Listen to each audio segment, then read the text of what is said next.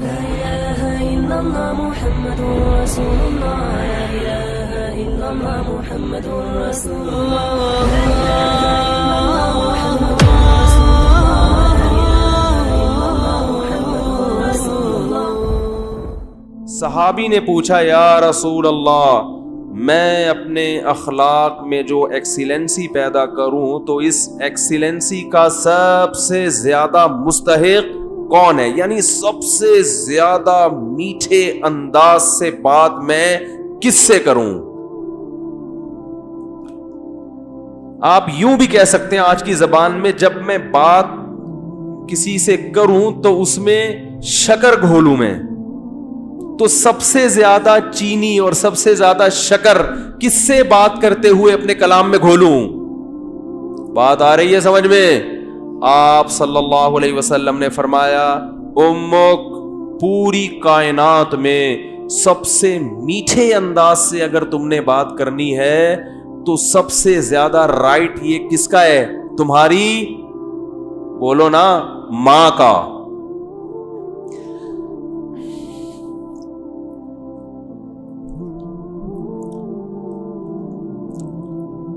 صحابی نے عرض کیا یا رسول اللہ کیا انداز ہے؟ فرمایا ثم من, ثم کا مطلب ہوتا ہے اس کے بعد, ثم من, یا رسول اللہ ماں کے بعد دوسرے نمبر پر میٹھے انداز سے اچھے انداز سے بات کرنا کس کا حق ہے کہ میں اس سے اچھے انداز سے بات کروں؟ ماں کے بعد, ماں کا تو پتہ چل گیا, دوسرے نمبر پہ جو میں سب سے بہترین اور مٹھاس کے ساتھ بات کرنی ہے, اخلاق میں ایکسیلنسی پیدا کرنی ہے, ماں کے بعد دوسرے نمبر پہ کون ہے وہ؟ تو آپ صلی اللہ علیہ وسلم نے کیا جواب دیا؟ فرمایا امک, ماں کے بعد دوسرا نمبر بھی کس کا ہے؟ بولو بھائی. کیا عجیب انداز ہے. حالانکہ یہ عام عرف کے مطابق جواب سوال کے مطابق, بولو بھائی, نہیں ہے. مجھ سے اگر کوئی پوچھے کہ سب سے بڑا حق کس کا, میں کہوں ماں کا. وہ کہ اس کے بعد کس کا, تو میں کہوں ماں کا. وہ کہے گا میں اس کے بعد کا پوچھ رہا ہوں, اس کا تھوڑی پوچھ رہا ہوں. تو یہ سرسری نگاہ سے دیکھا جائے تو یہ بلاغت والا کلام نہیں ہے, یہ غلط کلام ہے اگر سرسری نگاہ سے دیکھا جائے, کیونکہ ہم پوچھ رہے ہیں کہ اس کے بعد. ماں تو پتہ چل گیا, ماں کے بعد اس کے علاوہ بتائیں آپ, لیکن نبی دوبارہ کس کا نام لے رہے ہیں؟ یہ سرسری نظر میں یہ کلام بلیغ نہیں ہے, لیکن حقیقت میں یہ بلاغت کے اعلی معیار پہ پہنچا ہوا کلام ہے. کیونکہ بات کو دل میں اتارنے کا اس سے بہتر طریقہ نہیں ہو سکتا تھا کہ ماں کے بعد دوسرا نمبر بھی کس کا ہے؟ ماں کا. اس کا مطلب کیا ہے کہ ماں کے بعد اگر تم یہ سمجھتے ہو کہ کسی سے بہت ہی میٹھے انداز میں بات کرنی ہے تو یہ حق دوبارہ ماں کو دے دو. دوبارہ کس کو دے دو؟ صحابی نے پھر پوچھا یا رسول اللہ ثم من. دیکھو صحابی کا انداز بھی کیا ہے, وہ چونکہ ان کو یہ تھا کہ مجھے ماں کے علاوہ اب چاہیے کہ کون ہے, اور نبی نے دوبارہ کس کا نام لے لیا؟ ماں کا. لہذا صحابی نے پھر اپنے سوال کو ریپیٹ کیا, کیونکہ وہ یہ سمجھتے تھے کہ مجھے میرے سوال کا جواب نہیں ملا. تو انہوں نے تیسری دفعہ پوچھا یا رسول اللہ ثم من, یا رسول اللہ تیسرے نمبر پہ کون ہے؟ تو آپ صلی اللہ علیہ وسلم نے فرمایا امک. تیسرے پہ بھی کون ہے؟ بولو بھائی. یہ ہے ویمن رائٹس. یہ کیا ہے؟ یہ جو بے شرم لوگ حقوق نسواں اور عورتوں کے حقوق کے نام پہ الو بنا رہے ہیں نا, ان کی باتوں میں مت آیا کرو. ان کا مقصد صرف عورت کو کپڑوں سے آزاد کرنا ہے اور مرد کی دسترس سے آزاد کر کے مرد کے مقابلے میں لا کے مرد کا دشمن بنانا, تاکہ مرد عورت سے محبت کرنا چھوڑ دے, اس کا حق دینا چھوڑ دے. تمہیں اسلام نے عورت کے جو حقوق بیان کیے ہیں, اس کے بعد ہمیں کسی اور سے عورت کے حقوق کو سمجھنے کی ضرورت نہیں ہے. ہمیں کسی لبرل سے, کسی حکومت سے, کسی ویمن رائٹ سے, کسی سے ہمیں سمجھنے کی ضرورت نہیں ہے. ہمیں اسلام نے بتا دیا ہے کہ ماں کے روپ میں عورت کا کیا حق ہے, بیوی کے روپ میں عورت کا کیا حق ہے, کہ بیٹی کے روپ میں عورت کا کیا حق ہے, بہن کے روپ میں عورت کا کیا حق ہے. اور یہ جو لبرل لوگ ہیں یہ صرف گرل فرینڈ کے حقوق جانتے ہیں, گرل فرینڈ سسٹم معاشرے میں لانا چاہتے ہیں, تمہیں درندہ بنانا چاہتے ہیں, تمہیں زانی بنانا چاہتے ہیں, تمہیں بدکار بنانا چاہتے ہیں. ان کا کوئی فیملی سسٹم نہیں ہے. جو قوم نکاح کی قائل نہ ہو ان کے ہاں ماں بہن بیٹیاں ہوتی ہیں. ماں بہن بیٹی, بھابھی, چچی, خالہ, ممانی, مامی, پھپھی, یہ رشتے تو شادی بیاہ کے نتیجے میں وجود میں آتے ہیں. اولاد ہوتی ہے تو یہ رشتے وجود میں آتے ہیں. پھر ان رشتوں کا پاس رکھنے کا حکم دیا گیا ہے. جن قوموں میں ہر رشتے ہی نہیں ہے تم ان سے سیکھ رہے ہو کہ عورت کے حقوق ہمیں بتاؤ. تو آپ صلی اللہ علیہ وسلم نے کیا فرمایا؟ تیسرے نمبر پہ کس کا حق ہے؟ بولو بھائی, ماں کا. پھر صحابی نے پوچھا ثم من.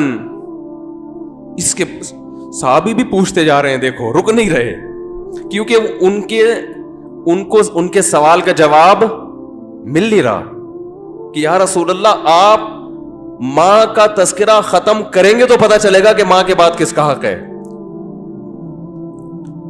تو آپ صلی اللہ علیہ وسلم نے ارشاد فرمایا ثم ابوک. چوتھے نمبر پہ کون ہے؟ باپ. پوری کائنات میں اگر آپ کسی سے نرم انداز سے بات کرتے ہیں, میٹھے لب و لہجے میں بات کرتے ہیں, بہت سے لوگ ہیں جن سے آپ بہت نرم انداز میں بات کرتے ہیں. اپنے باس سے آپ سر کہہ کے بات کرتے ہیں کہ نہیں کرتے؟ کبھی آپ نے دیکھا کہ اس نے تھوڑا سا سختی کی ہو, آپ نے آنکھیں ماتھے پہ رکھ لی ہوں؟ کبھی دیکھا آپ نے؟ ہے بھائی, ایک فوجی اپنے آفیسر کے سامنے کیسے بات کرتا ہے؟ آپ نے دیکھا کبھی وہ ابے تبے سے بات کر رہا ہو؟ ہیں میں کسی کی نہیں سنتا, میری اپنا لائف اسٹائل ہے, سر مجھے زیادہ آرڈر نہ دیا کرو. کبھی دیکھا آپ نے ایسے اسٹائل میں بات کر رہا ہو؟ سر یہ جو آپ ہر وقت کی نصیحتیں کرتے ہیں مجھے سمجھ میں نہیں آتی. آفیسرز کر رہے ہوتے ہیں نا فوج میں, چونکہ زیادہ احترام ہے اس لیے میں ان کی مثال دے رہا ہوں. ایک بریگیڈیئر آیا اور ایک عام فوجی کو سمجھا رہا ہے کہ یہ کیا کرو, یہ کیا کرو. وہ جواب میں کبھی دیکھا کہ سر یہ زیادہ نصیحتیں مجھے اچھی, بولو نا سر مجھے نہیں اچھی لگتی ہیں زیادہ ہر وقت کی نصیحتیں.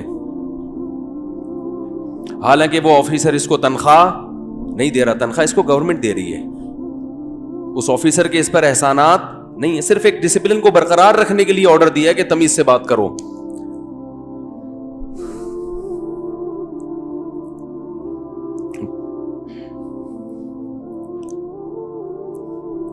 اس نے آپ کے لیے قربانیاں دی ہیں,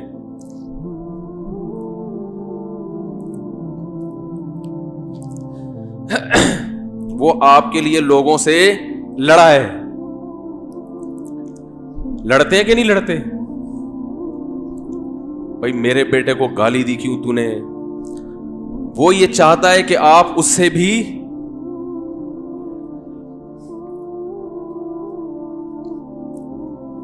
آپ اس سے آگے چلے جائیں.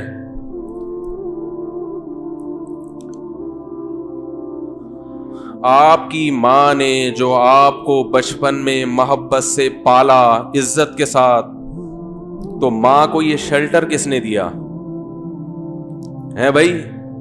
باپ نے. باپ اگر نہ شیلٹر دیتا وہ اتنی محبت کے ساتھ نہیں پالتی.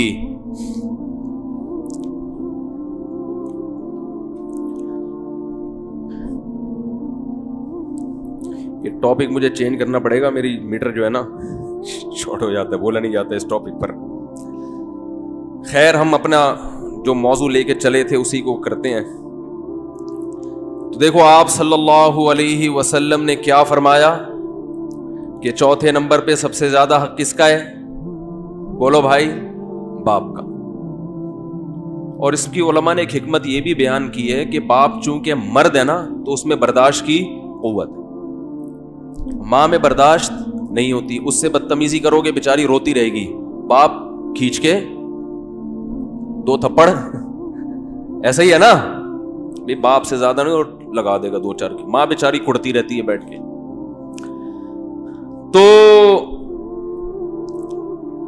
تو میں مثال دیتا ہوں کہ ایئر ہوسٹس سے اخلاق سیکھا کرو. جس اسٹائل میں ایئر ہوسٹس آپ سے بات کر رہی ہے تو جب ماں سے بات کرو نا تو اس اسٹائل میں 3 چمچ چینی, 3 چمچ حدیث میں 3 گنا ہے نا, تو جتنی چینی آپ اپنے باس سے بات کرتے ہوئے اپنے کلام میں ملاتے ہو, اپنی ماں سے بات کرتے ہوئے 2 چمچ اس میں اضافی ڈال لیا کرو, تو ٹوٹل کتنے ہو جائیں گے؟ 3 چمچ ہو جائیں گے. اتنا میٹھا کلام ہونا چاہیے کس سے بات کرتے ہوئے؟